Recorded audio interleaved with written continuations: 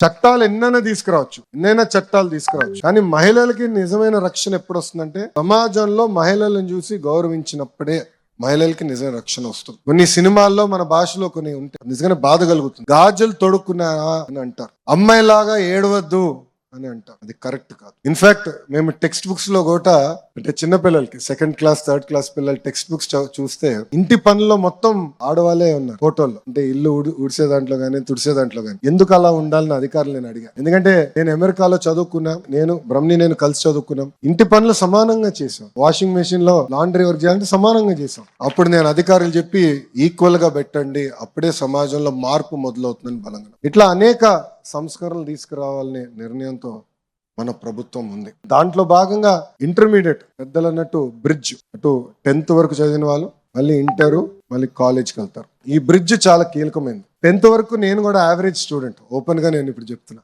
అప్పుడు బాబు గారు గుర్తించి వీడు యావరేజ్ గా ఉన్నాడు, ఈయన రుద్దేయాలి 11th 12th లో అని నారాయణ గారిని పిలిచారు. నారాయణ గారు తెలుసు కదా, నారాయణ గారు తెలుసు, మున్సిపల్ అడ్మినిస్ట్రేషన్ శాఖ మార్చులు. ఆయన ఇప్పుడు ఇంటర్ లో కూడా ప్రైవేట్ రంగంలో కాలేజీలో.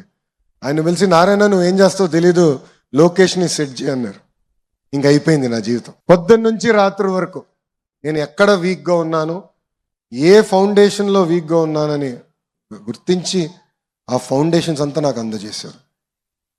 అది నేను ఇప్పుడు కూడా గుర్తు పెట్టుకొని మేడం గారితో రివ్యూ చేసినప్పుడు మన జూనియర్ కళాశాలలో ఉన్న పిల్లలందరినీ మిమ్మల్ని బైఫర్కేట్ చేసేదానికి కాదు, కానీ ఏబిసి కింద కేటగిరీ చేసి కొంచెం ఇబ్బంది పడుతున్న పిల్లలకి సప్లిమెంటేషన్, మెటీరియల్, క్వశ్చన్ బ్యాంక్ అందజేసి ఏ ఒక్క విద్యార్థి ఫెయిల్ అవ్వకుండా చూసుకోవాల్సిన బాధ్యత మా పైన ఉందని గౌరవ కమిషనర్ గారు కూడా నేను చెప్తాం జరిగింది.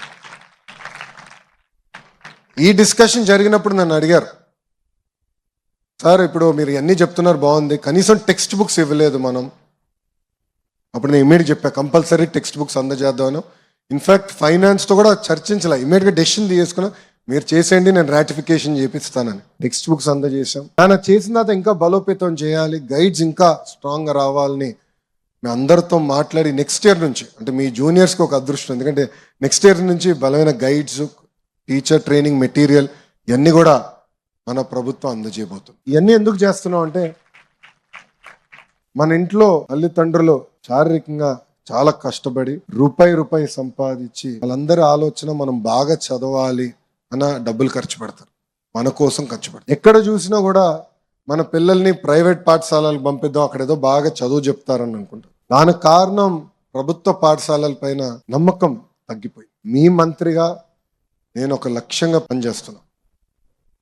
కేజీ నుంచి పీజీ వరకు ప్రభుత్వ పాఠశాలలు కానీ విశ్వవిద్యాలయాలు ఎలా బలోపేతం చేయాలి, ప్రైవేట్తో ధీటుగా ఎలా పనిచేయాలి, వాళ్ళకి ఎలా పోటీ ఇవ్వాలి, రాబోయే సంవత్సరాల్లో 1, 1, 2, 3, 3 అనే వచ్చినప్పుడు గవర్నమెంట్ ఆఫ్ ఆంధ్రప్రదేశ్ పలానా జూనియర్ కళాశాల పిల్లలు తీసుకొచ్చే బాధ్యత మన ప్రభుత్వం తీసుకుంటుందని ఈ సభాముఖంగా మీ అందరికీ తెలుపుతున్నాం.